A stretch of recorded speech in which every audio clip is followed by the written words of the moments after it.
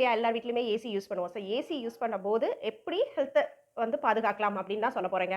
So AC use பண்ணும்போது, நீங்க வந்து கண்டிப்பா வந்து ஃபில்டர மட்டும் கிளீன் பண்ணாம, சர்விஸ் பெர்சனல கூப்ட்டு உள்ள டீப்பா கிளீன் பண்ணிருங்க. ஒன்ஸ் இன் 6 மந்த்ஸ் இத கண்டிப்பா பண்ணிடுங்க.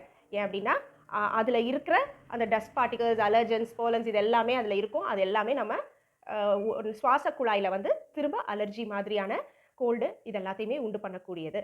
இன்னொன்னு, சம்மர்ல வந்து நம்ம அதிக நேரம் ஏசி யூஸ் பண்ணும்போது என்னாகும் அப்டின்னா, நம்ம ரூம்ல இருக்கிற ஹியூமிடிட்டி குறைஞ்சிரும். அதாவது ரூம்ல இருக்கிற ஈரப்பதத்த வந்து அந்த ஏசி உறிஞ்சி எடுத்துரும். நம்மளும் ரொம்ப ட்ரை ஆயிடுவோம். ரொம்ப தண்ணி தாகமா எடுத்துட்டு மூக்கு, தொண்டை, நாக்கு எல்லாமே வறண்டு போயிடும். இதனாலேயும் ரிப்பீட்டட் இன்ஃபெக்ஷன்ஸ், நிமோனியா வரைக்கும் வரதுக்கான வாய்ப்புகள் அதிகம்.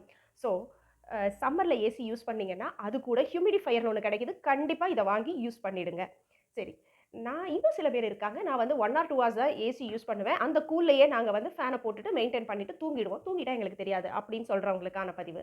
என்னன்னா, நீங்க என்ன பண்றீங்கன்னா, ஏசிய அப்படியே ஆஃப் பண்ணிட்டு அப்படியே தான் தூங்குவீங்க. ஏசி போடும்போது என்ன பண்ணுவீங்க, உங்களோட ரூம்ல இருக்கிற கதவு, ஜன்னல் எல்லாத்தையுமே க்ளோஸ் பண்ணிட்டு தான் போடுவீங்க. ஆனா, திரும்ப வந்து இந்த ஏசிய ஆஃப் பண்ணிட்டு, ஃபேன போட்டுட்டு அப்படியே தான் தூங்குவீங்க. உங்களோட கதவு, ஜன்னல்கள் இது எல்லாமே திறந்து வைக்க மாட்டீங்க. இது ரொம்ப ரொம்ப முக்கியம். உங்களோட ஏர் சர்க்குலேஷன் ரொம்ப முக்கியம். ஸோ, அ காத்து உள்ளேயும் வெளியயும் போயிட்டு வரணும் ஃபேன் யூஸ் பண்ணும்போது. சரி. ஏசி எப்போ பெஸ்ட்டா யூஸ் பண்ணலாம் அப்படின்னு பார்த்தீங்க அப்படின்னா, வின்டர்ல யூஸ் பண்ணலாம்.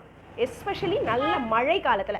ஏன் அப்டின்னா, மழை காலத்துல ரொம்ப ஹியூமிடிட்டி ஜாஸ்தியா இருக்கும். அப்ப ஏசி என்ன பண்ணும், அந்த டீஹியூமிடிஃபையர் அதுல இருக்கறனால, அந்த ரூம்ல இருக்கிற ஈரப்பதத்த எல்லாத்தையுமே எடுத்துரும்.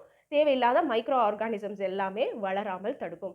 ஸோ, சம்மர்ல நீங்க யூஸ் பண்றீங்க, ஏசி யூஸ் பண்றீங்க அப்டின்னா, பகல் நேரத்துல கொஞ்ச நேரம் நல்லா யூஸ் பண்ணிக்கோங்க. நைட்ல கன்டினியூஸ் ஏசி வேண்டாம். அப்படியே யூஸ் பண்ணா கண்டிப்பா ஹியூமிடிஃபையரோட சேர்த்து யூஸ் பண்ணுங்க. ஹியூமிடிஃபையர் இல்லாமல் ஏசி யூஸ் பண்ண வேண்டாம்.